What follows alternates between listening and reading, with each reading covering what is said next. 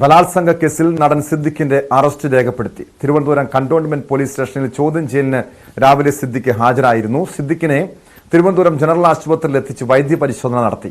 Arrest രേഖപ്പെടുത്തി വിചാരണ കോടതിയിൽ ഹാജരാക്കി അവിടെ നിന്നും ജാമ്യം നൽകണമെന്നാണ് സുപ്രീം കോടതിയുടെ നിർദ്ദേശമുള്ളത്. തിരുവനന്തപുരത്ത് നിന്ന് വി വിനോദ് ചേരുന്നുണ്ട്. വിനോദ്, കഴിഞ്ഞ ഏതാനും ആഴ്ചകൾക്ക് മുൻപാണ് ഈ ബലാത്സംഗ കേസുമായി ബന്ധപ്പെട്ട് നടൻ സിദ്ദിഖിന് സുപ്രീം കോടതി മുൻകൂർ ജാമ്യം, വ്യവസ്ഥകളോടെ മുൻകൂർ ജാമ്യം അനുവദിച്ചത്. ഇപ്പോൾ ഇന്ന് ഈ കേസുമായി ബന്ധപ്പെട്ട് സിദ്ദിഖിന്റെ അറസ്റ്റ് രേഖപ്പെടുത്തുന്നു, പോലീസ് ചോദ്യം ചെയ്യുന്നു. മറ്റ് എന്തായിരിക്കും ഇനി പോലീസിന്റെ ഭാഗത്തുനിന്ന് ഈ കേസുമായി ബന്ധപ്പെട്ട തുടർ നടപടികൾ? ടോം, സുപ്രീം കോടതിയുടെ ജാമ്യവ്യവസ്ഥയുടെ അടിസ്ഥാനത്തിലാണ് ഇന്ന് നടൻ സിദ്ദിഖ് കന്റോൺമെന്റ് പോലീസ് സ്റ്റേഷനിലെത്തിയത്. ഈ കേസ് രജിസ്റ്റർ ചെയ്തിരിക്കുന്നത് മ്യൂസിയം പോലീസ് സ്റ്റേഷനിലാണ്. കന്റോൺമെന്റ് പോലീസ് സ്റ്റേഷനിലാണ് ഈ ഇൻട്രോഗേഷൻ, ചോദ്യം ചെയ്യലുമായി ബന്ധപ്പെട്ട് അവിടെ അതിനുള്ള സംവിധാനം ഒരുക്കിയിട്ടുള്ളത്. നേരത്തെ 2 തവണ സിദ്ദിഖ് വന്നിട്ടുള്ളതും കന്റോൺമെന്റ് പോലീസ് സ്റ്റേഷനിലേക്കായിരുന്നു. നർക്കോട്ടിക് കേസിയുടെ നേതൃത്വത്തിലുള്ള സംഘമാണ് കഴിഞ്ഞ തവണ ചോദ്യം ചെയ്യൽ ഉൾപ്പെടെയുള്ള നടപടികൾ പൂർത്തിയാക്കിയത്.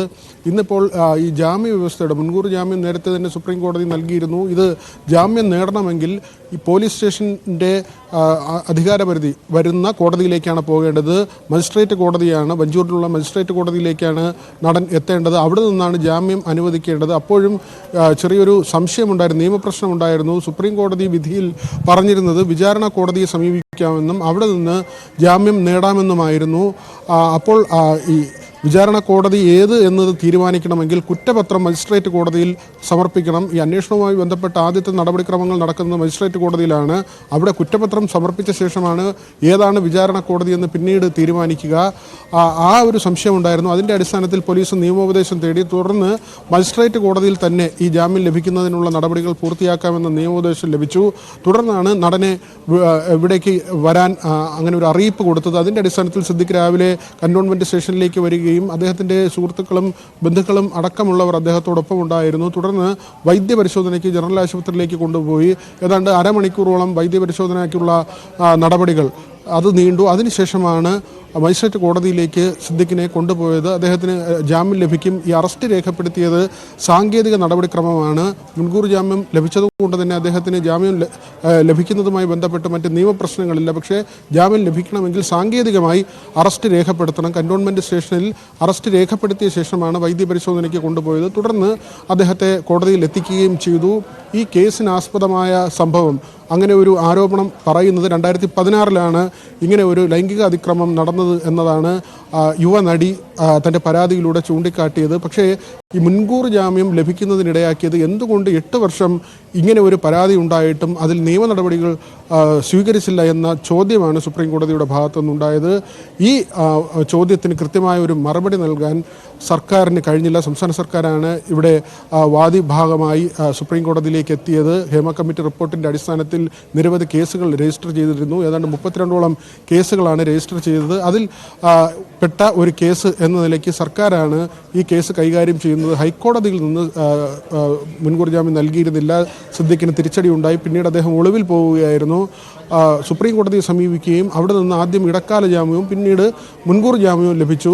സർക്കാർ ഉയർത്തിയ വാദം സുപ്രീം കോടതിയിൽ, അതായത് ഇത് വളരെയധികം സ്വാധീനമുള്ള ആളാണ്, സിനിമയിൽ അതിശക്തനാണ്, അതുകൊണ്ട് തന്നെ പരാതിക്കാരി നേരത്തെ പരാതി നൽകാതിരുന്നത് ഭയപ്പെട്ടിട്ടാണ്, വലിയ രീതിയിലുള്ള ഭീഷണി ഉയരാനുള്ള സാധ്യത ഉണ്ടായിരുന്നു. ഇതെല്ലാം കണക്കിലെടുത്ത് പരാതിക്കാരി ഇക്കാര്യങ്ങൾ പറഞ്ഞില്ല എന്നതാണ്. അപ്പോൾ ഈ പ്രതിഭാഗം ചൂണ്ടിക്കാട്ടിയതാകട്ടെ 2018-ലും 2019-ലും തുടർന്നിങ്ങോട്ടുള്ള പല ഘട്ടങ്ങളിൽ സോഷ്യൽ മീഡിയയിലൂടെ ഉൾപ്പെടെ പല തവണയായി ഇത്തരം ആരോപണങ്ങൾ ഉന്നയിച്ചിരുന്നു. അവിടെ ഒന്നും തന്നെ നിയമ നടപടിയിലേക്ക് പോയില്ല. പോലീസിനെ പരാതിക്കാരി സമീപിച്ചില്ല. ഇതിന് പിന്നിൽ ഗൂഢാലോചനയുണ്ട്. മാത്രമല്ല, ഹേമ കമ്മിറ്റി രൂപീകരിക്കുകയും നിരവധി പേർ അവിടെ എത്തി മൊഴി നൽകുകയും ചെയ്ത സാഹചര്യത്തിൽ എന്തുകൊണ്ടാണ് ഈ നടി മാത്രം അത്തരത്തിൽ അവിടേക്ക് എത്താത്തതും ഹേമ കമ്മിറ്റിക്ക് മൊഴി നൽകാതിരുന്നതും എന്ന ഒരു ചോദ്യം കൂടി പ്രതിഭാഗം ഉന്നയിച്ചു. അവിടെയും പ്രതിക്ക് അനുകൂലമായ സാഹചര്യമാണ് ഉണ്ടായിരുന്നത്. കാരണം ഒരു ഘട്ടത്തിൽ പോലും നിയമ നടപടികളിലേക്ക് പോകാൻ പരാതിയുമായി പോലീസിനെയോ മറ്റേതെങ്കിലും അധികാര കേന്ദ്രത്തെയോ സമീപിക്കാൻ നടിയുടെ ഭാഗത്തു നിന്ന് നടപടി ഉണ്ടായില്ല എന്നത് തന്നെയാണ് പ്രധാനപ്പെട്ട ഒരു വാദമായി ഉന്നയിച്ചത്. ആ വാദം അംഗീകരിച്ചുകൊണ്ടായിരുന്നു മുൻകൂർ ജാമ്യം നൽകിയതും. നടി നേരത്തെ തന്നെ ഉന്നയിച്ചിട്ടുള്ള ആരോപണം ഇങ്ങനെയാണ്. 2016 ഈ സംഭവം നടക്കുന്നത്. ഒരു സിനിമയുടെ പ്രിവ്യൂവുമായി ബന്ധപ്പെട്ട് തിരുവനന്തപുരത്തേക്ക് സിദ്ദിഖ് എത്തുന്നു. അതിനു മുൻപ് തന്നെ സോഷ്യൽ മീഡിയയിലൂടെ സിദ്ദിഖിനെ പരിചയമുണ്ട്. അദ്ദേഹം നിരന്തരമായി താനുമായി സംസാരിക്കുമായിരുന്നു. തുടർന്ന് ഈ പ്രിവ്യൂ ഷോയ്ക്ക് ശേഷം മസ്കറ്റ് ഹോട്ടലിലെ റൂമിലേക്ക് ചെല്ലാൻ ആവശ്യപ്പെടുന്നു. അവിടെ വെച്ച് ലൈംഗിക അതിക്രമം ഉണ്ടാകുന്നു. തുടർന്ന് തന്നെ മർദ്ദിക്കുക കൂടി സിദ്ദിഖ് ചെയ്യുന്നുണ്ട്. അത്തരം കാര്യങ്ങളെല്ലാം വെളിപ്പെടുത്തലായി പിന്നീട് പറയുകയാണ്. സിദ്ദിഖ് പറഞ്ഞതാകട്ടെ, ഈ സമയം നടിയുടെ മാതാപിതാക്കൾ കൂടി ഈ യുവതാരത്തോടൊപ്പം ഉണ്ടായിരുന്നു എന്ന കാര്യം സിദ്ദിഖ് വെളിപ്പെടുത്തുകയും ചെയ്തു. പോലീസ് പിന്നീട് അവിടെ നിന്ന് രേഖകൾ കണ്ടെടുത്തു. നടി അവിടെ വന്നതിന് തെളിവുകൾ ഉണ്ടായിരുന്നു, അവിടുത്തെ രജിസ്റ്റർ ഉൾപ്പെടെയുള്ള കാര്യങ്ങൾ. അതോടൊപ്പം ആ ഹോട്ടലിലുണ്ടായിരുന്ന 4 ജീവനക്കാരുടെ മൊഴി ഇതെല്ലാം രേഖപ്പെടുത്തി ഇവരുടെ രണ്ടുപേരുടെയും സാന്നിധ്യം ഒരേ സമയത്ത് അവിടെ ഉണ്ടായിരുന്നു എന്ന കാര്യം സ്ഥിരീകരിച്ചു. അതായത് വിനോദ്, ഈ സിദ്ദിഖിനെതിരായ ലൈംഗിക പീഡന പരാതിയിൽ പോലീസിന്റെ പ്രത്യേക അന്വേഷണ സംഘത്തിന്റെ നീക്കങ്ങൾ സ്വാഭാവികമായും പരിശോധിക്കേണ്ടതുണ്ട്.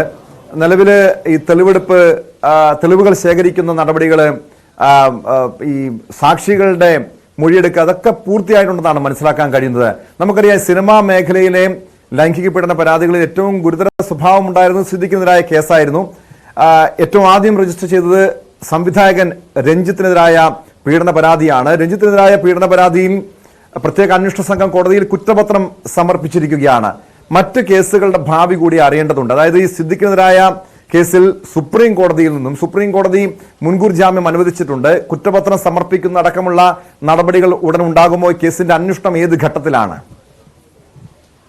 മറ്റ് പ്രധാനപ്പെട്ട ചില താരങ്ങൾക്കെതിരെയുള്ള പരാതികളും ഉണ്ടായിരുന്നു. അതിൽ ഒന്ന് ജയസൂര്യയാണ്, മുകേഷാണ്, മണിയൻപിള്ള രാജുവാണ്, പിന്നെ സംവിധായകൻ രഞ്ജിത്താണ്. ഇതിൽ രഞ്ജിത്തിൻ്റെ കേസ് മാത്രമാണ് ബംഗാളി നടിയുടെ പരാതിയിൽ മറ്റൊരു തലത്തിലേക്ക് പോയത്. മറ്റുള്ളവർക്കെല്ലാം തന്നെ ഈ കേസിൻ്റെ ഒരു ആദ്യഘട്ടത്തിൽ തന്നെ അവർക്കെല്ലാം മുൻകൂർ ജാമ്യം ലഭിക്കുന്ന സാഹചര്യം ഉണ്ടായിരുന്നു. ഇതിൽ മുകേഷിനെതിരെയൊക്കെ കേസെടുത്തത് ചില പരാമർശങ്ങൾ നടത്തി, അത് ആ നടി പോലും അവരുടെ ആരോപണത്തിൽ അങ്ങനെ ഒരു ലൈംഗിക അതിക്രമം അല്ലെങ്കിൽ ശാരീരികമായി ആക്രമിച്ചില്ല എന്ന കാര്യം പറയുകയാണ്. എങ്കിൽ തന്നെയും പോലീസ് ശക്തമായ നടപടിയാണ് അതിൽ സ്വീകരിച്ചത്. സർക്കാരിൻ്റെ കൃത്യമായ ഇടപെടൽ അതിലുണ്ടായി എന്ന് വേണം കരുതാൻ. കാരണം MLA ആയിട്ട് കൂടി മുകേഷിനെ അങ്ങനെ ഏതെങ്കിലും ചെറിയ വകുപ്പുകൾ അല്ല മുകേഷിനെതിരെ ചുമത്തിയത്. മുകേഷിനെതിരെ കർശനമായ വകുപ്പുകൾ തന്നെയാണ് ചുമത്തിയത്. പിന്നീട് കോടതിയിൽ നിന്നാണ് അദ്ദേഹത്തിന് ഈ മുൻകൂർ ജാമ്യം ലഭിക്കുന്നത്. മണിയൻപിള്ള രാജുവിൻ്റെ കാര്യത്തിലായിരുന്നാലും ആ തരത്തിൽ തന്നെയാണ്. ജയസൂര്യയുടെ കാര്യത്തിൽ 2 നടിമാരാണ് പരാതി നൽകിയിട്ടുള്ളത്. കൊച്ചിയിലും തിരുവനന്തപുരത്തുമായി 2 താരങ്ങൾ പരാതി നൽകിയിരുന്നു. അവർ ജൂനിയർ ആർട്ടിസ്റ്റുകളാണ്. ഈ കേസുകളിലും ജയസൂര്യയ്ക്ക് ജാമ്യം ലഭിക്കുന്ന സാഹചര്യമുണ്ടായി. ഏതായിരുന്നാലും ഇപ്പോൾ സിദ്ദിഖിൻ്റെ കാര്യത്തിലാണ് കുറച്ചുകൂടി ഗൗരവമായുള്ള ഒരു പരാതി ഉയർന്നു വരികയും അത് പെട്ടെന്ന് ഉയർന്നു വന്നൊരു പരാതിയല്ല. ഹേമ കമ്മിറ്റി റിപ്പോർട്ടുമായി ബന്ധപ്പെട്ട് ആ സമയത്ത് ഉയർന്നു വന്ന പരാതിയുമല്ല. ഇത് വളരെ മുമ്പ് തന്നെ 2018 മുതൽ പല ഘട്ടങ്ങളിലായി ആ നടി ഉന്നയിക്കുന്ന ആരോപണമാണ്.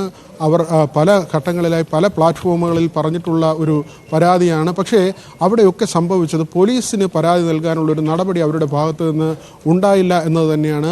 അല്ലെങ്കിൽ പോലീസിന് പരാതി നൽകിയോ കൃത്യമായ നടപടി ഉണ്ടാകാതിരിക്കുകയോ ചെയ്യുകയും അവർ കോടതിയെ സമീപിക്കുകയും ചെയ്യുക, അങ്ങനെ പ്രൈവറ്റ് കംപ്ലൈൻറ്റുമായി പോകാനുള്ള നിയമപരമായ എല്ലാ അവകാശങ്ങളുമുണ്ട്, അതിനുള്ള സാധ്യതകളുണ്ട്. പക്ഷേ ഈ വഴികളൊന്നും തന്നെ നടി തേടിയില്ല എന്നത് തന്നെയാണ് പ്രധാനപ്പെട്ട ഒരു കാര്യമായി കാണേണ്ടത്.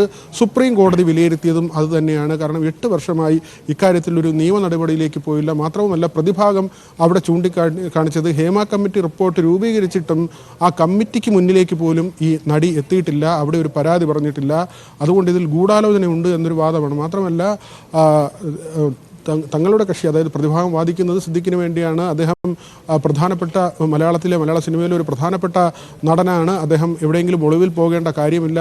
ഇത്രയും കാലത്തെ സിനിമാ ചരിത്രമുണ്ട്, ജീവിതമുണ്ട്. അതുകൊണ്ട് തന്നെ അദ്ദേഹം ഏതെങ്കിലും ഒരു ക്രിമിനൽ കേസിൽ ഉൾപ്പെടുകയോ അത്തരത്തിലുള്ള കുറ്റകൃത്യങ്ങളിൽ ഏർപ്പെടുകയോ ചെയ്ത ചരിത്രമുള്ള ആളല്ല തുടങ്ങിയ കാര്യങ്ങളാണ് പ്രതിഭാഗം സുപ്രീം കോടതിയിൽ പ്രധാനമായും അത്തരം വാദങ്ങളാണ് പ്രതിഭാഗത്തിന്റെ ഭാഗത്തുനിന്നുണ്ടാകുന്നത്. ഒരു സാങ്കേതിക നടപടിയുടെ ഭാഗമായിട്ടാണ് നടൻ സിദ്ദിഖിനെ നിലവിൽ ബലാത്സംഗ കേസുമായി ബന്ധപ്പെട്ട് സിദ്ദിഖിന്റെ അറസ്റ്റ് പോലീസ് രേഖപ്പെടുത്തിയിരിക്കുന്നത്.